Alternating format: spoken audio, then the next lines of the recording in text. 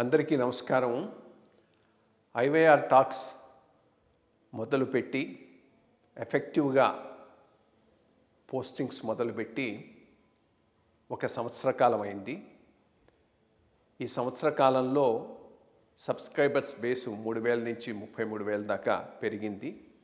IYR టాక్స్ను ఆదరిస్తున్న మీ అందరికీ నా ధన్యవాదాలు. భవిష్యత్తులో కూడా ఇదే రకంగా ఐవైఆర్ టాక్స్ని మీరు ఆదరిస్తారని ఆశిస్తూ ఉన్నాను. Thank you. మీరు ఆశ్చర్యపోతారు. తర్వాత నేను గుంటూరు ట్రాన్స్ఫర్ అయింది. గుంటూరులో ఉన్నప్పుడు మాకు సిఈ రిటైర్ అయిపోయి ఖాళీలు వచ్చాయండి. 2 పోస్టులు ఉండేవి సిఈలు. అప్పుడు ఈఎన్సీ లేదు, సిఏఏ. సో ఇనాముల్ హక్ అని ఆయన నెంబర్ 1, నేను నెంబర్ 2, నా తర్వాత సీతారామస్వామి, ముగ్గురు ఉన్నాం. సరే డిపిసి కూర్చున్నారు. మొదట ఏదో కారణాల వల్ల 1, 2 మా ఇద్దరిని సెలెక్ట్ చేద్దాం అనుకున్నారు. అయితే కొన్ని కారణాల వల్ల ఈ 3వ అతను మాకన్నా ముందర రిటైర్ అయిపోతున్నాడు. అతనికి ఆపర్చునిటీ ఇవ్వాలనే ఉద్దేశంతో ఏదో అతన్ని పైకి తీసుకెళ్ళి పెట్టడం వల్ల నాకు డిలీట్ చేసేవలసి వచ్చింది. అది ఎవరి టైంలో అప్పుడు ముఖ్యమంత్రి ఎవరు? అప్పుడు ఎన్టీ రామారావు ఉండేవారు. ఆయనకి ఏమైనా ఇంత రిలేషన్షిప్ ఏమైనా ఉండిందా ముందర? ఆ బేసిస్ అనుకుంటాను. బహుశా ఏదో కారణం వల్ల ఆయన పైకి తీసుకెళ్ళి పెట్టవలసి వచ్చింది.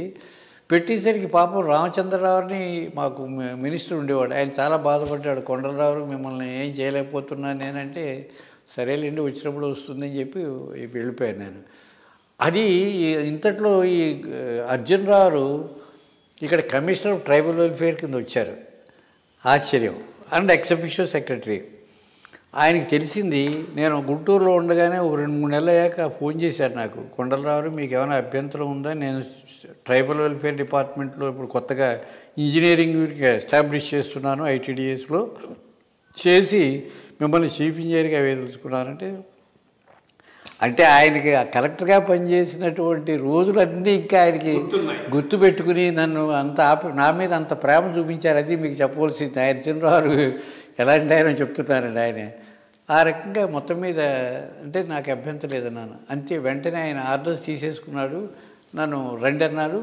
నన్నే ఆయన పర్సనల్గా తీసుకెళ్ళి, ఆయనకు ఒక ఎండి ఆఫీస్ ఉందండి, ఆయన కూర్చుని వాడు చైర్మన్గా, మీరు ఇక్కడ కూర్చోండి, మీ కొత్త ఆఫీస్ వచ్చే వరకు మీకు ప్లేస్ లేదు కానీ ఆయన సీట్లో నన్ను కూర్చోబెట్టి వాళ్ళకి చెప్పి వెంటనే రేపటి నుంచి కారు ఎలా చేయించండి. నాకు కారు లేదు, కొత్తగా జాయిన్ అయింది.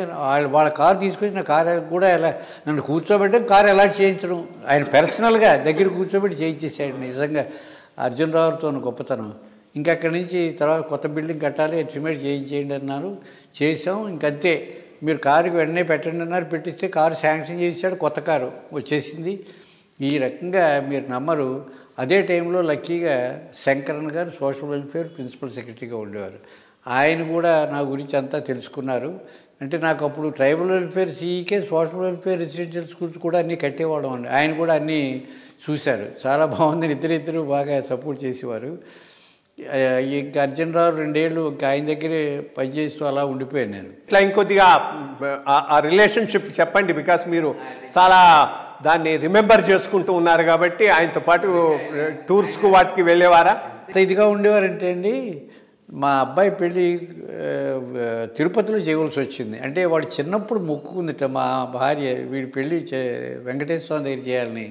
అందుకని వాడి కళ్యాణం కోసం అని చెప్పి మేము తిరుమల కళ్యాణం, కర్ణాటక వాళ్ళ ఇది ఉంది కదండి, కళ్యాణం బుక్ చేసుకుని అక్కడ చేస్తే, ఈయన నా గురించి అక్కడికి వచ్చి పెళ్ళి అటెండ్ అయ్యి రాత్రి 10ంటికి ఎవరు అర్జున్ రావు పెళ్ళి అటెండ్ అయ్యి అంతా వాళ్ళని దీవించి అప్పుడు మళ్ళీ అంత ప్రేమ. నేనంటే ఆయన చెప్తున్నాను, అతి ప్రేమ చూపించేవారండి. అలాగే అప్పుడు నాకు చిన్న ఇల్లు కట్టుకున్నాను. మాకు ఊరు ఉంటే కాకినాడలో ఎస్సీగా ఉన్నప్పుడే, ఇది సి ట్రైబల్ వెల్ఫేర్గా ఉన్నప్పుడే కట్టుకుంటే దాని ఇనాగరేషన్కి నేను వస్తానని చెప్పి ఈయన కూడా వచ్చి కాకినాడ వచ్చి ఇనాగరేషన్ ఉంటే ఫార్మల్ అంతే, ఏమి హడావిడి ఏం చేయలేదు. మామూలుగా ఏదో బ్రాహ్మణులు పెట్టి చేస్తాం కదండి, అయితే రాత్రి చేస్తే చూసి ఇల్లు చూసి ఆ వేళ ఆయన భోజనం చేసి వెళ్ళిపోయాడు. అంత ఇదిగా ఉండేవారు వాడు చెప్తున్నాను. అలాగే అంటే మేము ఎలా బతికామో చెప్తున్నామండి. అలాగే శంకరన్ గారు ఉండేవారు. శంకరన్ గారు ఎంత ఇదో మీకు తెలుసు. ఆయన ప్రిన్సిపల్ సెక్రటరీగా ఉన్న ఆయన నేను కలిసి వెళ్ళేవాళ్ళం. ఖమ్మం అదేను విజయవాడ కానీ వెళుతుంటే ఆయన కారులోనే వెళ్దాం రెండని వారు ఇద్దరు కలిసి వెళ్ళిపోతూ ఉంటే మధ్యలో వాళ్ళు ఎవరికి మనము ట్రబుల్ ఇవ్వకూడదని మామూలు డాబాలు ఉంటాయి కదా, డాబాల దగ్గర దిగి ఇద్దరు చెరో వాళ్ళు మన చపాతీలట్టు అమ్ముతారు కూరను, ఆ చపాతీ కూర ఇద్దరు తినేసి వెళ్ళిపోయేవాళ్ళం అంతే. అదే మాకు ఇంకా గెస్ట్ హౌస్లో అంటే సెక్రటరీ వస్తున్నారంటే మూడు అరేంజ్మెంట్ చేస్తారు కలెక్టర్స్ వాళ్ళు, అయినా కానీ ఏం వద్దని మీ ఇద్దరు ఇక్కడ తినేసేవాళ్ళు వెళ్ళిపోయేవాళ్ళు. ఆ రకంగా అంటే ఎంత సింపుల్ లైఫ్ ఆయన అలవాటు చేశారో చెప్తున్నాను. శంకరన్ గారు మాకు నిజంగా మహానుభావుడైన ఆ రకంగా పెరిగి ఎలాగోలా ఇదేం మంచి ఆ రకంగా మొత్తమే చీఫ్ ఇంజనీర్ ట్రైబల్ వెల్ఫేర్ చేయించారు ఆయనను. ట్రైబల్ వెల్ఫేర్గా 4 years 84 to 88 ఉన్నానండి. అది ఉండగానే 86లో ఏమైందంటే ఈయన నేను వెళ్ళిపోతున్నానని చెప్పి నువ్వు ఇక్కడ ఉంటే కొన్నాళ్ళు మళ్ళీ తర్వాత వాళ్ళు నిన్ను ఎలా చూస్తారో ఏమిటో అని ఆయన మాధవరావు ఉండేవారు అప్పుడు సెక్రటరీ, ఆయనకి చెప్పి అడిషనల్ సెక్రటరీగా కూడా నన్ను అడిషనల్ ఛార్జ్ చేయించేశారు. సో దీంతోపాటు అడిషనల్ సెక్రటరీగా కూడా నేను tribal welfare as well as additional secretary ఆ రకంగా ఉండడం అయిపోయింది. ఆయన తర్వాత సీతారామస్వామి రిటైర్ అయిపోయిన తర్వాత నన్ను రొటీన్గా అక్కడికి వేసేయాలి కదండి. వేయకుండా ఏం చేశాడు, నా తర్వాత వెంకటేశ్వర్లు ఇంకొక ఆయన వచ్చి వాళ్ళు మళ్ళీ లేదు ఈయన గవర్నమెంట్ అడుగుతున్నారు అడిషనల్ సెక్రటరీగానే నేను ఉంచాలని చెప్పి సీఎంకి అప్పుడు సంజీవ్ రెడ్డి అని ఉండేవాడు, సంజీవ్ రెడ్డిని secretary to CM P L Sanjeev Reddy Anantapur ఆయనతో చెప్పించి వీళ్ళు ఆయన సీఎంకి చెప్పేస్తే అయితే అక్కడే కంటిన్యూ ఆయనకేం తెలుసును అక్కడే కంటిన్యూ చేసేయండి, ఎన్టీ రామారావు అక్కడే కంటిన్యూ చేసేయమని చెప్పారు. అతను నా తర్వాత వాడిని అక్కడికి తీసుకొచ్చి పెట్టారు.